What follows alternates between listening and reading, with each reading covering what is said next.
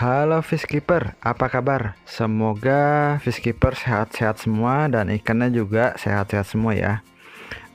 Kita buat video lagi karena memang udah lumayan lama ya nggak bikin video. Cuman ya sudahlah, dibuat lagi deh biar semangatnya ada lagi. Apa ya? Kali ini pengen ngebahas tentang ikan peacock bass ya. Peacock bass sebenarnya salah satu ikan predator yang sangat cukup umum terutama di Indonesia ya, dan para pecinta ikan predator.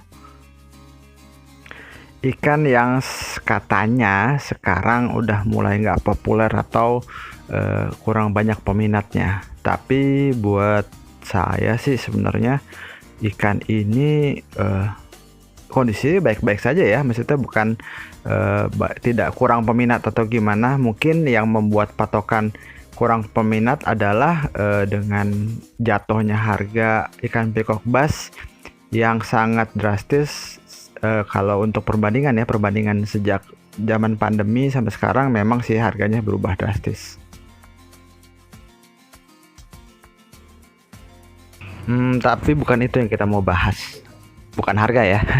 Jadi kayaknya cukup menarik kalau kita bahas tentang apa sih alasan kita bukan harus ya, apa alasan Fishkeeper memelihara peacock bass gitu. Jadi alasan-alasan positifnya apa sih, kenapa nggak memilih ikan lain untuk dipelihara, terutama untuk apa ya, pemelihara ikan predator pemula ya. Oke, langsung saja.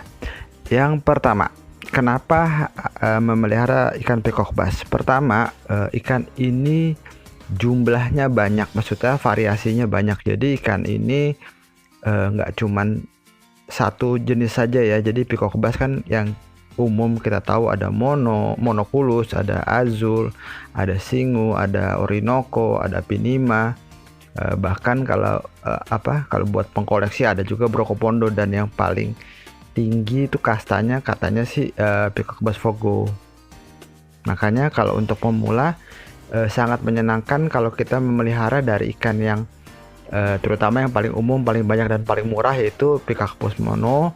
Nanti kita bisa step naik ke azul dan lain-lain sehingga mempunyai banyak koleksi varian jenis peacock bass, sehingga ya otomatis akuariumnya atau kolamnya jadi nggak monoton, ikannya itu doang gitu.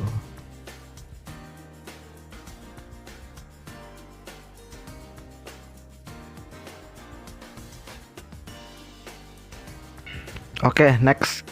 Yang kedua, kalau yang kedua tuh menurut saya peacock bass ini enak dipelihara karena ya sama-sama di daerah tropis ya, di Amerika Selatan sana. Dengan begitu berarti pertama suhu tidak jauh beda, dengan ya 28 30 derajat tuh sudah bisa aman hidup. Terus juga pH-nya tuh juga biasanya dipelihara dengan pH normal ya, standar, tidak asam ataupun tidak basah. Jadi ikan peacock bass ini secara tidak langsung ya mudah dipelihara sama Fishkeeper, terutama buat pemula. Kalau untuk yang pemelihara advance ya, sebenarnya peacock bass ini cocok banget ya buat tempat atau ikan eksperimen kita untuk belajar tentang filtrasi.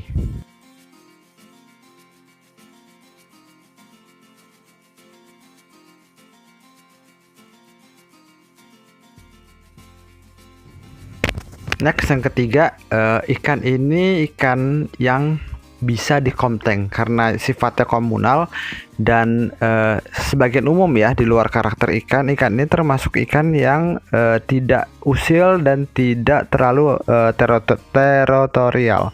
Jadi cocok banget kalau kita mau melihara beberapa jenis ikan dari akuarium digabungkan dengan peacock bass. Jadi berhubung ikan ini termasuk middle feeder ya, atau biasa mencari makan di tengah-tengah, bukan di air dalam atau di air tinggi, air cetek. Jadi ya kita bisa menggabungkan dengan ikan-ikan seperti catfish untuk bottom feedernya atau ikan arwana untuk top feedernya.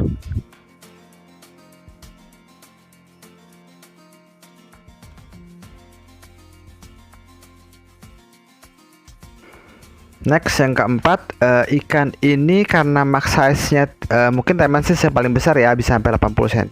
Jadi kita tidak perlu pusing bila kita mau melihara ikan ini dalam jangka waktu panjang. Jadi akuarium 150 kali 60 kali 60 aja sudah maksimal lah buat ikan ini. Jadi kita bisa memelihara ikan ini yang katanya bisa umur hampir 8 tahun.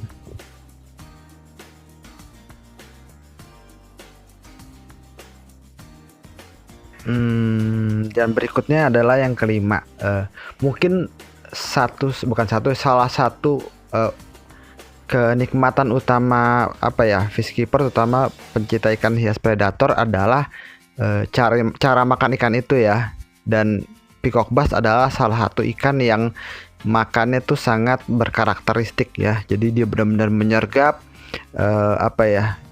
bunyi suara makannya tuh benar-benar buat kita tuh enak banget gitu. Dan ini adalah benar-benar alasan kalau terutama buat saya ya untuk melihara ikan ini. Selain ikan ini pakannya mudah, yaitu kalau saya sih kasih ikan cere, ikan mas, udang, bahkan ikan-ikan selar potong pun juga mau. Jadi termasuk ikan yang makannya tuh gampang secara nggak langsung. Bahkan kalau kita lebih telaten, kita bisa aja bikin ikan ini makan pelet ya. Jadi buat yang nggak punya waktu untuk mencari makan atau susah mencari pakan, dengan pelet pun ikan ini juga bisa makan gitu.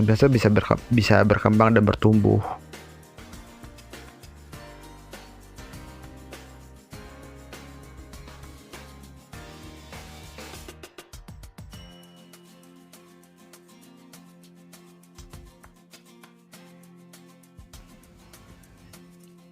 Oke, yang keenam adalah ikan ini masih mempunyai nilai ekonomi ya.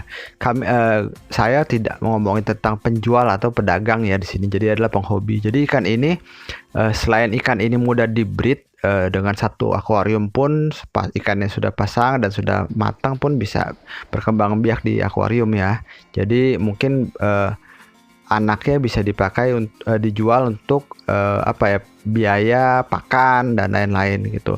Dan juga ikan ini tidak seperti ikan aligator atau ikan catfish yang besar yang sulit, bila sudah besar tuh sulit untuk dijual atau dihibahkan ke peminat lain. Karena ikan ini kalau kita memang sudah akuarium sudah nggak muat pun juga kita jual.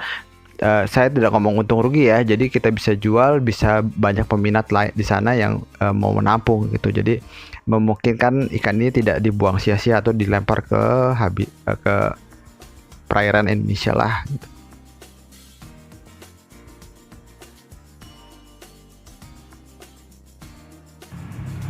Oke, yang terakhir adalah ikan ini sebenarnya bisa diprogres ya. Jadi ikan seperti peacock bass mono, walaupun jenisnya sama, kita akan lihat beberapa jenis perbedaan terutama di marking. Caranya gimana ya, selain genetik berpengaruh, yang kedua adalah perawatan, seperti cara kita menjaga air, memberi pakan yang berkualitas gitu.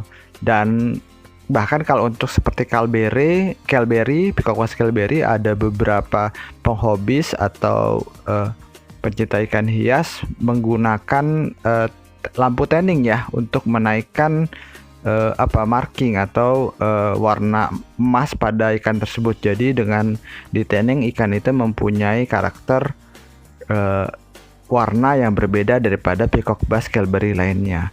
Dan yang menurut saya, cuman saya belum tahu, ini hanya opini ya, seperti peacock bass Fogo yang di-push makan banyak dengan diberi makan tidak begitu di-push tapi berkualitas atau dengan nilai kandungan gizinya yang tinggi, menghasilkan warna merah yang berbeda dengan yang tidak diberi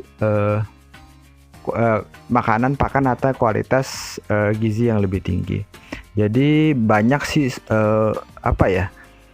kenikmatan ya, keuntungan dari memelihara peacock bass daripada ikan-ikan lain. Jadi mudah-mudahan dengan video ini peacock bass makin banyak pelihara lagi, dan menjadikan ikan ini tidak sekedar